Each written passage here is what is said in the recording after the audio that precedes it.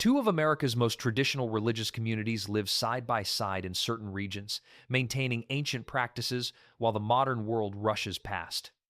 The Amish and Jewish neighbors share surprising commonalities despite profound theological differences, creating unique relationships built on mutual respect and practical cooperation. Shared values. Despite theological differences that separate Christianity and Judaism fundamentally, Amish and Jewish communities discover remarkable similarities in how they approach life, family, and faith that create unexpected common ground. Both cultures place family at the absolute center of existence. Large families represent blessings rather than burdens, with children viewed as gifts and continuation of tradition. Multi-generational households or close proximity between generations characterize both communities, creating support networks that modern nuclear families cannot replicate. Religious observance takes priority over secular success in both traditions. Sabbath observance, whether Saturday or Sunday, creates weekly rhythm that resists modern culture's constant activity. Prayer, study, and worship structure daily life rather than fitting into spare moments between work and entertainment. Traditional dress maintains identity and separation from mainstream culture. The Amish plain clothing and Jewish modest dress both signal commitment to religious values over fashion trends. These visible markers create immediate recognition and reinforce community belonging. Language preservation matters enormously. Pennsylvania Dutch survives among Amish just as Yiddish persists in certain Jewish communities, connecting current generations to ancestors and maintaining cultural distinctiveness. Business relationships. The strongest connections between Amish and Jewish communities develop through commerce, where mutual respect for quality work and honest dealing creates partnerships benefiting both sides. Amish furniture craftsmanship finds eager markets through Jewish merchants who recognize superior quality and traditional construction methods. Wholesale arrangements develop where Amish craftsmen produce items that Jewish retailers sell in urban markets, creating symbiotic relationships where each side provides what the other lacks. The Amish possess manufacturing skills but limited retail access. Jewish merchants have market connections but don't produce goods themselves. These business relationships operate on trust developed over years of fair dealing. Both cultures value handshake agreements and verbal commitments that modern business culture has replaced with extensive contracts. Cash transactions remain preferred, avoiding the credit systems both communities view with suspicion. Agricultural products flow from Amish farms to Jewish consumers through established supply chains. Produce, dairy products, and baked goods move from rural Amish areas to urban Jewish neighborhoods through middlemen who understand both communities' expectations. The mutual respect extends beyond simple transactions. Both sides recognize the other's reputation for honest dealing and quality work, creating business relationships that span generations as sons inherit partnerships their fathers established. Market interactions. Farmers' markets provide the most visible spaces where Amish and Jewish community members interact regularly, creating professional relationships characterized by respectful competition and mutual acknowledgement of quality standards. At markets in Pennsylvania, Ohio, and New York, Amish vendors selling produce, baked goods, and crafts occupy booths near Jewish vendors offering traditional foods, baked specialties, and household items. The side-by-side arrangement creates natural comparison that could breed tension but instead generates mutual respect. Both communities recognize quality in the other's products. Amish bakers admire Jewish challah and bagel techniques. Jewish vendors appreciate Amish whoopie pies and shufli pies. This professional respect prevents the aggressive competition that characterizes some market relationships. Customer bases overlap significantly. People seeking traditional, handmade, quality products frequent both Amish and Jewish vendors, creating shared clientele that both sides serve without attempting to undercut each other through aggressive pricing. Seasonal considerations create natural coordination. Jewish vendors respect that Amish won't attend Sunday markets. Amish vendors understand when Jewish holidays mean certain neighbors won't be present. This mutual accommodation of religious observance strengthens rather than strains their professional relationship. The market environment creates the most sustained regular interaction between communities that otherwise maintain considerable social distance. These weekly encounters build familiarity without requiring the deeper social engagement both groups prefer to reserve for their own communities. Religious boundaries. Perhaps the most remarkable aspect of Amish-Jewish relations involves the clear religious boundaries both sides maintain without tension or expectation that the other should compromise their distinct theological positions. Neither community attempts proselytizing the other. The Amish don't seek Jewish converts to Christianity. Jewish neighbors don't encourage Amish families to explore Judaism. This mutual absence of missionary activity creates peaceful coexistence, impossible when one side views the other as conversion targets. Both communities understand that the other's religious commitments run deep and represent centuries of tradition that outsiders cannot and should not attempt to alter. This recognition prevents the religious tensions that plague relationships where one side believes the other follows false teaching requiring correction. Holiday observances receive respectful acknowledgement. Amish neighbors understand when Jewish families observe Rosh Hashanah, Yom Kippur, and Passover. Jewish neighbors recognize Amish Christmas and Easter traditions. Neither side expects the other to participate in their religious celebrations, maintaining appropriate distance. The theological differences remain acknowledged but not debated.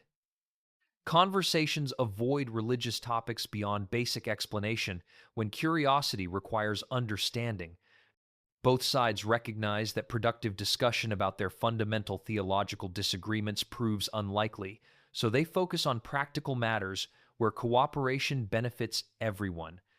Dietary considerations. Food represents one of the clearest boundaries between Amish and Jewish communities, with dietary laws creating natural separation that both sides understand and respect without expecting accommodation or compromise. Kosher dietary laws govern what Jewish families can eat, how food must be prepared, and which combinations remain forbidden. These extensive regulations create standards that Amish kitchens, despite their cleanliness and traditional methods, cannot meet without specific training and certification. Amish food traditions emphasize simplicity and hearty nutrition, but don't follow religious dietary restrictions comparable to kosher law. Pork appears regularly in Amish meals, completely forbidden in Jewish dietary practice.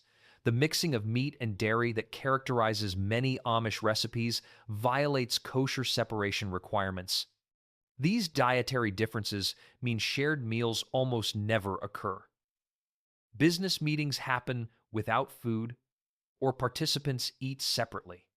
Social events that might include meals simply don't happen between the communities, eliminating situations where dietary restrictions would create awkwardness.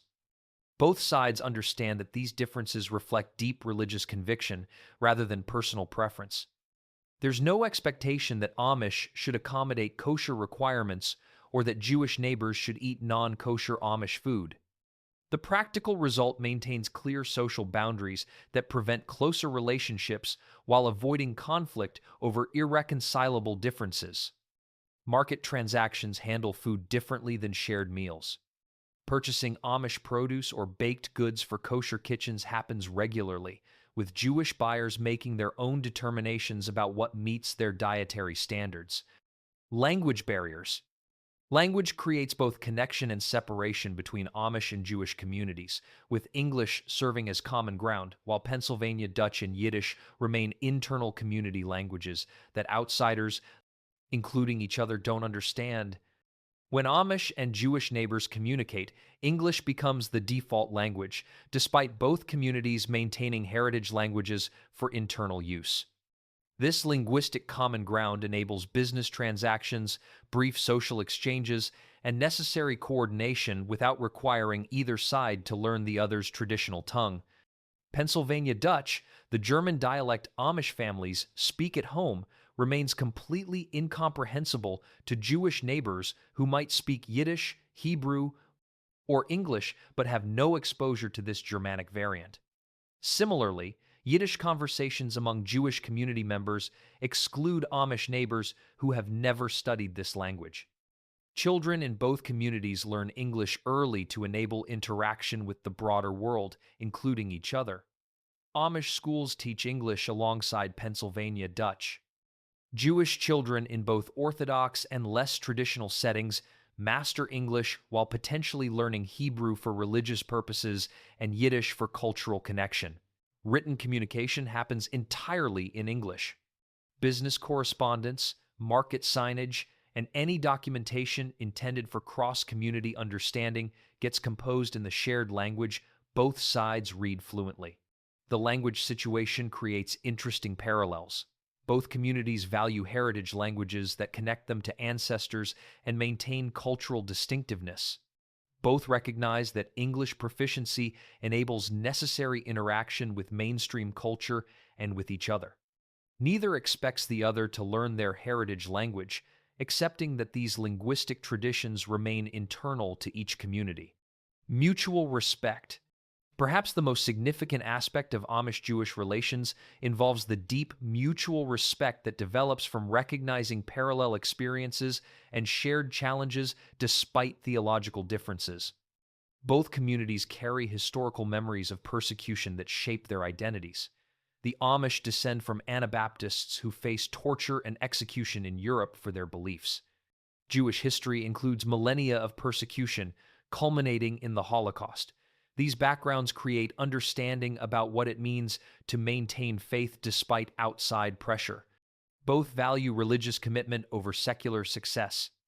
An Amish farmer and an Orthodox Jewish shopkeeper might pursue very different livelihoods, but both prioritize religious observance and community over wealth accumulation or status seeking.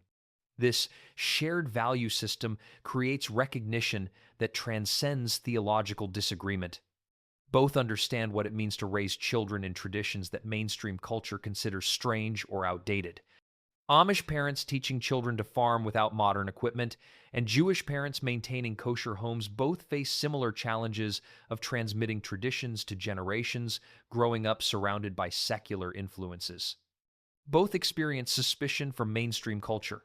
The distinctive dress, separation from certain modern conveniences, and commitment to ancient religious practices make both groups targets of curiosity, stereotyping, and occasionally hostility.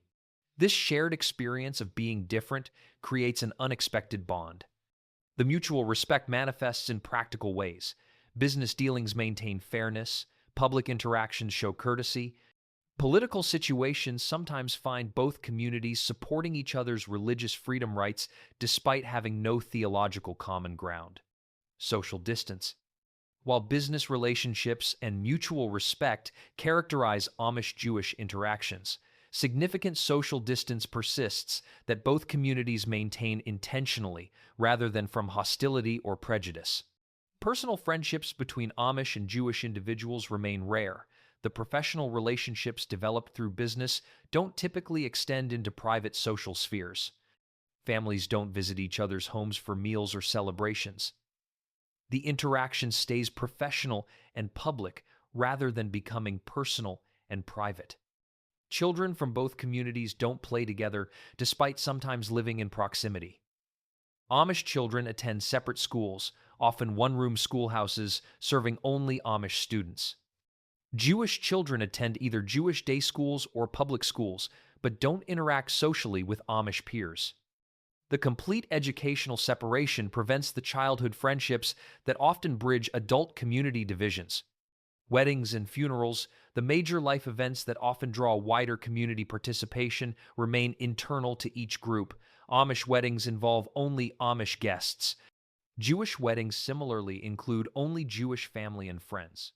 Neither community expects invitations to the other's celebrations, and none are extended. Community events stay separate. Amish barn raisings, quilting bees, and church services include only Amish participants.